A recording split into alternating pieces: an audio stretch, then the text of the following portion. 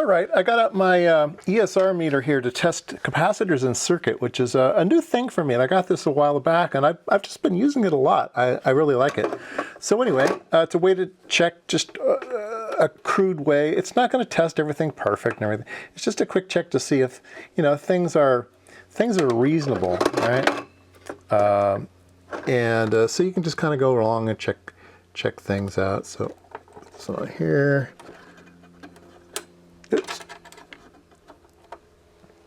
So I don't know if you can see that, but it's 0.2 ohms. So you say, okay, that guy's probably pretty good. And then there's a bunch of ones over here. I'll test this big one here. Use 0.1 ohms. So everything checked out pretty good except for this one. So this one, hook him up. This guy's reading completely open circuit. So this capacitor is bad.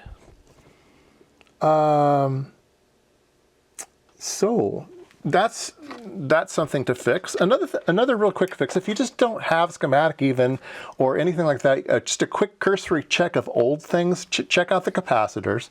If you want, you can just check out diodes as well. They're easy to spot. So just put your voltmeter in diode mode. Now my voltmeter is pretty nice. If it gets something reasonable, it will beep at you.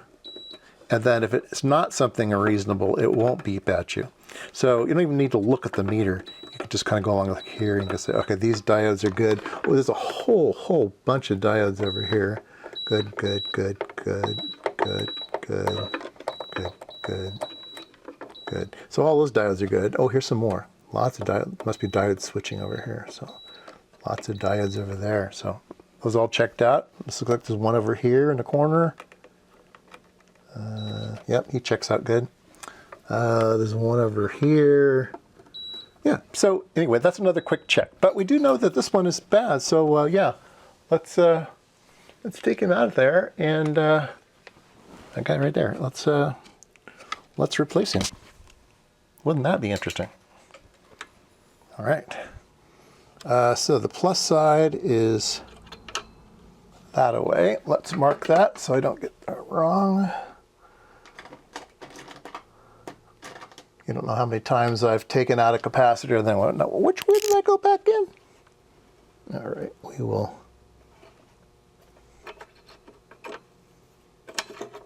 put a plus over here. All right. And this is our minus over here. Now, interestingly enough, when I first got this thing, I must have wanted to check things out because I put plus and minuses next to this is that big giant capacitor and this is the smaller capacitor, and I put plus and minuses next to them. So I must have been in here before, it must have been in here before, but I just don't remember. I just remember. So now that we have it out, we'll test it out of circuit, make sure we still get the same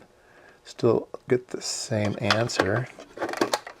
Look up our capacitor, measure the resistance, and it is measuring nothing. Nothing, nothing, nothing. So this is very, very dry capacitor. So what is he? He is a, that can't be right, 300? Wow, very, very light. 300 microfarads at 20 to 50 volts DC. I was wondering, or it's a 20 volt, 300 plus. Maybe it's a 20 microfarad at 50 C. That would make more sense. He looks about like a 20. Any others on the board that looks like him? Yeah, this looks like him here. This is a 5 at, yeah, this is a 20. All right, so let's see if I can't figure out where he was. Can you read this? Maybe. He is over here. 1, 2, 3, 4. Yeah, he is this guy here, C900. C900. C900. There we go. Yep. 20 microfarad at 50 volts. And he is doing something with the driver and error amp. Well, that could be too. So if the driver and error amp thinks it's over current or over voltage all the time, it'll be crowbarring too soon. So that could be. That could be. And that is an easy fix. So let's clean out these holes here.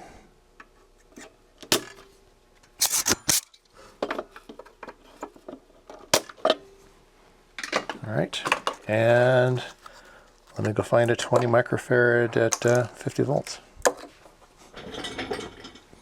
All right, the store had 22 microfarads at 50 volts, so that will have to do, but they are in axial leads.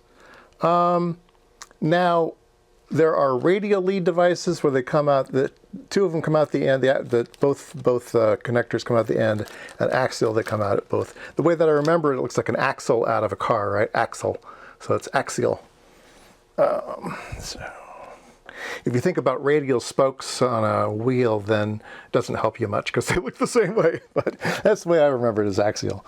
All right, so we need to bend the leads at the appropriate locations, and I can eyeball that as about there and there. I can double check upside down. That's about right. Cut off the excess. And then remember what is minus and what is plus. Just like this. I wrote it on the board so I wouldn't forget. Plus is that direction there. Yeah, that looks good. I like that. Let's solder him down. Let's see.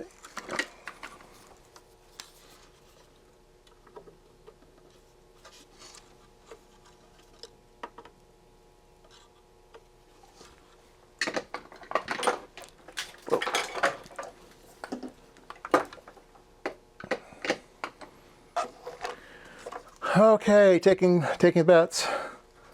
Taking bets. Will it work? Is that the only thing wrong? Let's check it out. Let's see here. Let's flip it up on its side.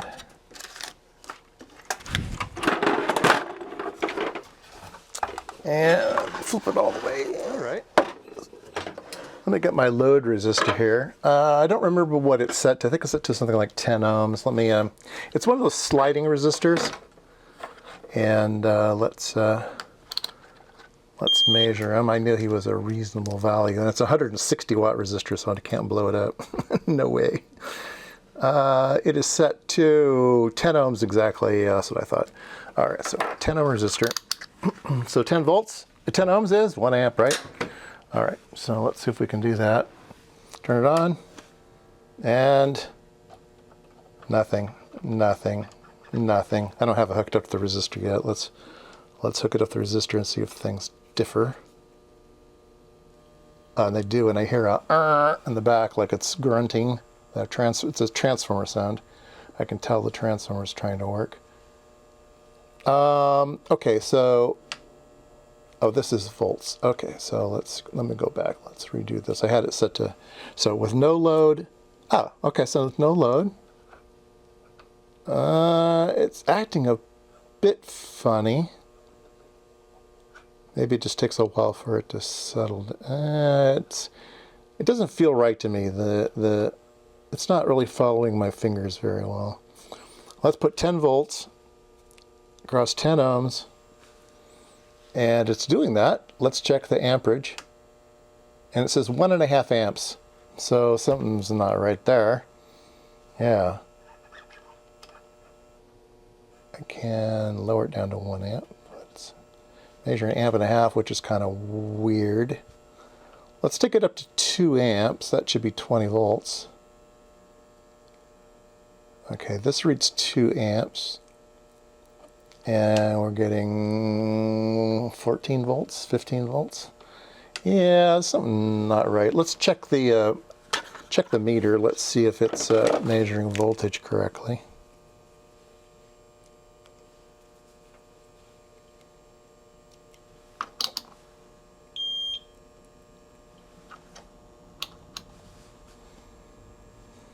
And let's see, put it back on volts. Yeah. Let me set 12 volts. 12 volts by the meter is 10.7 volts measured. So That's kind of weird. Let me take the load off. No, there's still something wrong. It's not measuring. That's not measuring right, and it's not really doing the right thing. So let me put it exactly here at a measured 10 volts with the meter. I got the meter. Yeah, meter's right there. Can you see it? Yeah, you can just see it. So let's take it down to. It's one of those nice high and low, coarse and fine type of adjustments.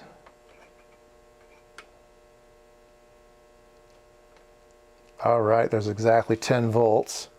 And then let's measure amps. 1.5.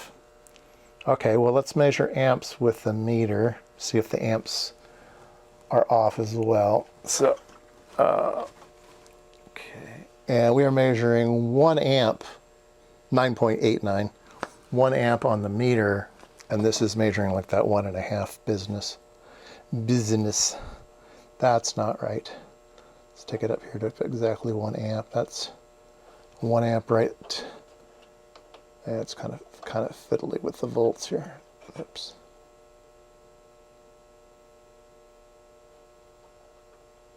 Okay, there's 1 amp with that, and yeah, 1.5 amps. Something's not right. Something's not right still. So that wasn't the only thing that was wrong. It was wrong. It just doesn't fix everything. Oh, our meter's not zeroed. Oh, there we go. Yeah. I think that's why I had this up. The meter was funny. Yeah. I think the meter was goofy on this thing, and I had to sort of fix it. I don't think the fix was all that great, but the meter was funny, so I got to remember that. But anyway, it is not doing what it's supposed to do. See if we can get 2 amps using this meter over here.